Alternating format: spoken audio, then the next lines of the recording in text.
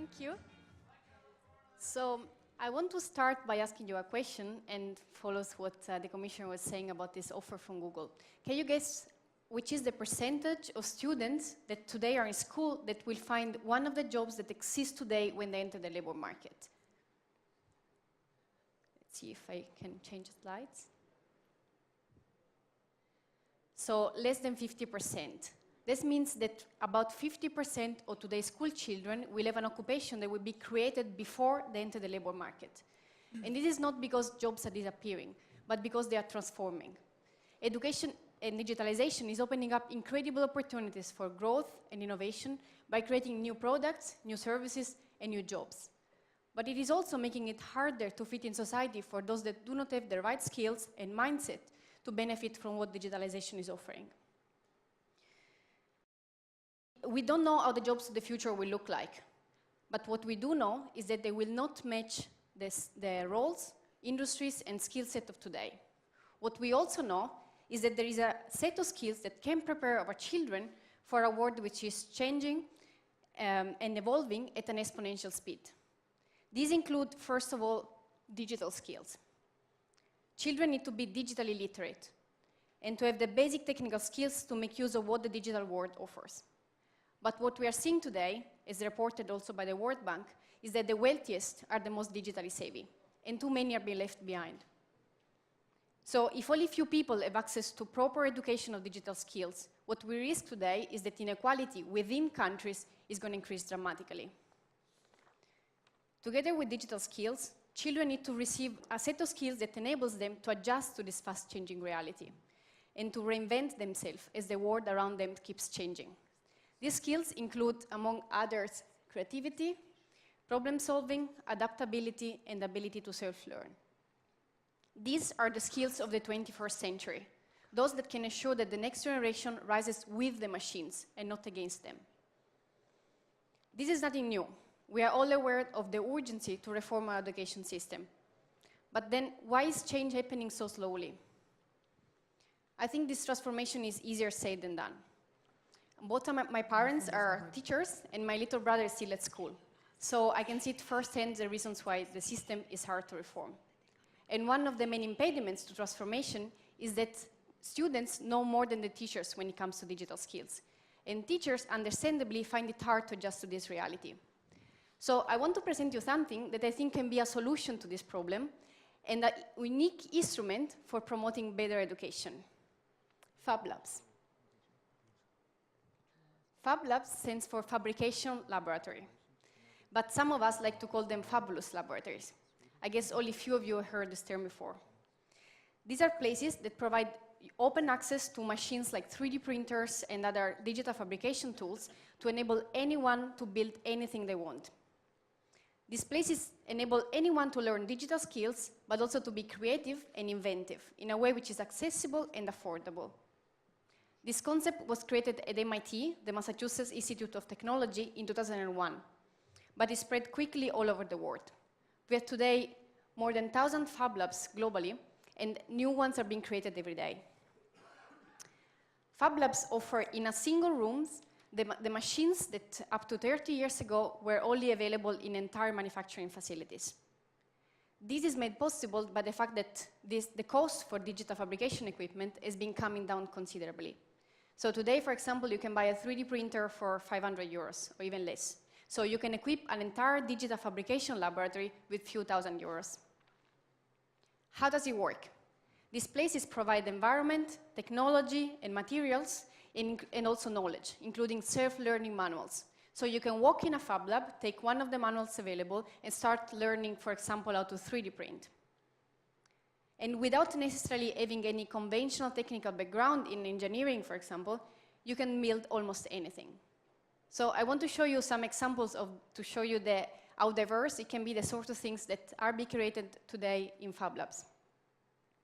This is a drone that is built in a fab lab by using 3D printing, laser cutting, and electronics. This instead is, is equipment for doing science at home. On the bottom and the right, you see a microscope, a do-it-yourself microscope. This works as a normal digital microscope, but it costs only a few euros to make. while a digital microscope normally costs 100 euros. And this is the kind of detail you can reach by using this kind of microscope. Wow. So it works pretty great. And in the top, on the left, you see a centrifuge, which is like the ones you see in movies, where you put DNA, and it spins very quickly so the DNA can be separated from its liquid part. These machines are very similar to the traditional alternatives, but they cost a tenth or even less the price, so they can democratize access to science. And while building them, you also learn digital skills, in this case, laser cutting and electronics, and that's other weird skills, such as optics, when you build your microscope. Other applications in Fab Labs go from jewelry to furniture, and they can, some Fab Labs also stimulate invention. They can be as simple as creating a cup for a can, and this is a project developed by a student in Fab Lab Brussels who developed a cup to close his can, because when going to one class to another, his Coke would spill over. So he wanted to solve this problem. An invention in Fab Lab can be also quite more complicated, like this, which is a mini robot developed in Fab Lab Barcelona that allows to create big structures and even houses. So this gives you an idea of the incredible potential of Fab Labs to stimulate learning, not only of digital skills, but also of creativity, critical thinking, and problem solving. What is great about these places is that they are extremely accessible, and virtually anyone can learn how to use these machines. You do not need to have someone teaching you how to use the machines, as long as you can read the manual and have physical access to the machine you want to learn to use. And when I say that anyone can learn to become a digital manufacturing expert, I'm not kidding. 2 years ago, I wanted to escape the Brussels winter, and I ended up volunteering in a Fab Lab in Brazil. Imagine an economist usually dealing with the EU trade policy with no clue of how to use any of these machines. My average day looked like this. I was surrounded by a bunch of tools that I'd never seen or heard before. But in less than 3 months, not only I could learn how to use all of these tools, but I could teach it also to other people. And this, for example, is a picture of a group of high school students that received a course on how to 3D print and Fab Labs, and they simply loved the whole concept about Fab Labs. The secret of Fab Labs is to leverage on hands-on creation to simulate learning. You do not learn because you want to, for example, know how to 3D model, but because we want to create something. Once you are clear what you want to do, you use the web to figure out how to build something. Or you ask to someone else in the Fab Lab that wants to share the knowledge. And in fact, knowledge sharing between people in Fab Labs is a core feature of Fab Labs. So you can build on each other's knowledge to create something new.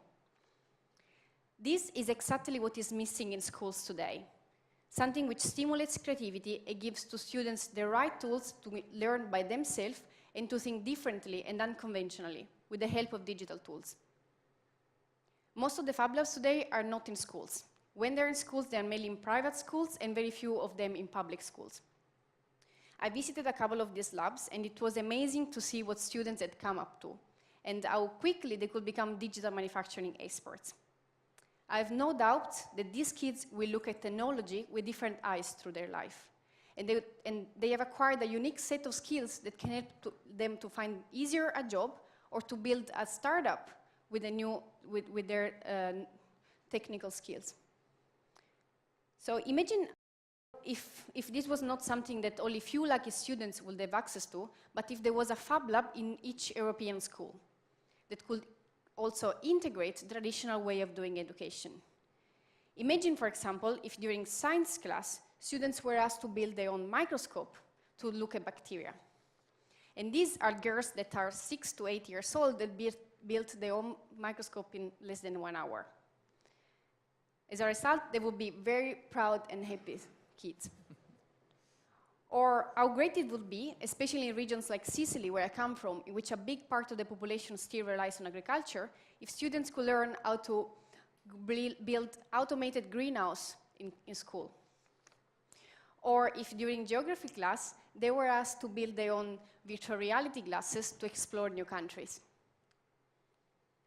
In the same way in which we cannot expect children to learn how to swim by reading a book, we cannot expect them to learn to be creative and invent things without giving them the right tools. After all, most of today's digital champions started with people tinkering in improvised labs. Building fab labs in schools is doable, it is affordable, and if well managed, can change the future of many students. And in turn, making our economy more productive, more innovative, and more inclusive. Students will learn the right skills to find a job later in their life. And most importantly, they will see technology as a tool to achieve their goals. They will also be more interested in going to universities in areas related to computer science or engineering or science. And they will also be more prone to start their own business. By investing in these kind of initiatives, policymakers can promote inclusive and fair development and remain assured the citizens who don't feel threatened, but rather empowered by the digital revolution. This is a matter of positioning Europe as a responsive and responsible leader in the digital era. If we want to ensure that all Europeans contribute to making Europe a responsible digital leader, we need to have coordinated European effort to bring Fab Labs to the hands of all children, especially in rural areas and in small cities where Fab Labs will not be created otherwise. It is an exciting moment for Europe, and it is an exciting moment for humanity. Let's make the most of the digital revolution with an European initiative of One School, One Fab Lab. Thank you.